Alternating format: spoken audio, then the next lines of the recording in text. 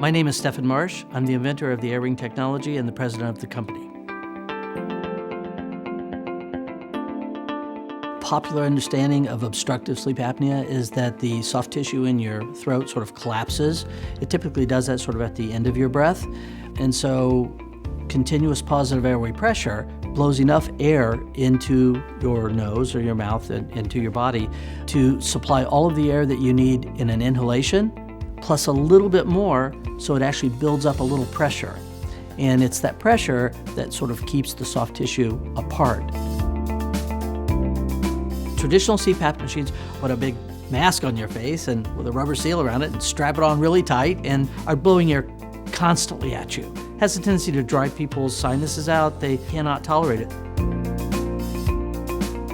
When I first talk to people about the AirRing device, and I say, well, we have these little micro pumps, and it turns out that they're very powerful, and they can pump the right amount of air at the right amount of pressure to treat sleep apnea. And people just kind of, what? You can't do that. And I go, well, yes, I think we can, because how it works is these little micro blowers are basically like a bellows, like you fan the fire in your fireplace.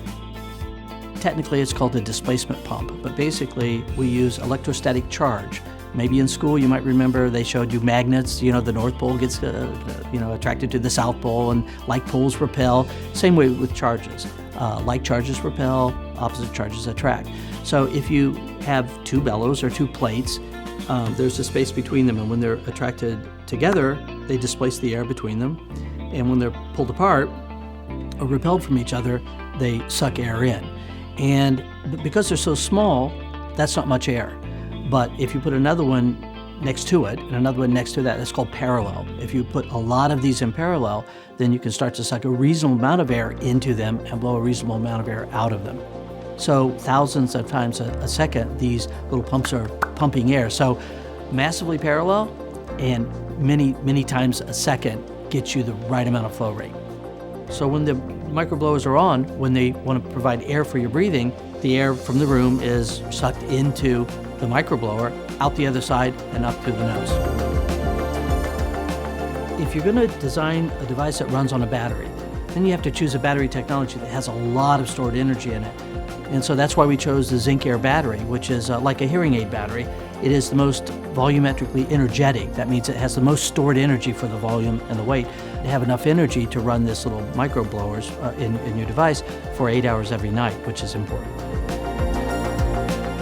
The most important things for that, the nose buds as I call them, is that it has to be easy to insert. It has to form a seal so that you can build the pressure that you need for the treatment, and it has to stay in place while you move around at night. It had to be very, very pliable. It had to have just enough material to form a seal, but not too much material that you feel like you're really full of something. And so it took us a while to sort of figure out the shape, the design, but the molded silicon rubber is extremely pliable. And it's actually very comfortable. And when you touch it, it's a nice material that scientists and medical products have found over time your body is fine with. Since everybody's nose is different, they will come in different sizes, but everybody that we've tested it with has found it extremely comfortable. And so the testing that we've done has proven to us that you can go to sleep with it, you do fall asleep, and you stay asleep, and when you wake up, it's still in your nose. So it was a challenge, but we figured it out, and that's a very important part of this device.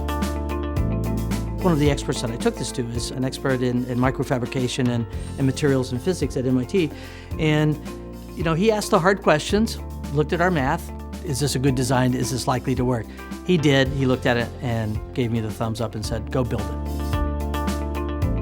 With any good idea, you have to actually build a prototype to demonstrate that these little microblowers can blow the right amount of air at the right pressure. It's important to get the AirRing into other people's hands as quickly as possible. And the fastest way that I know how to do that is to raise sufficient amount of money to be able to hire the right number of people, to do the right amount of testing, to get this into a final form so we can manufacture it, produce it, and get it out there. If you can take this simple technology, this low-cost technology, this comfortable, small technology, and put it in an application like this that can actually treat this sleeping disorder, this condition, how could you not do that? I mean, that's what technology is for. You've got to go do something that's important. And I can't think of anything more important for these blowers to do than to save somebody's life.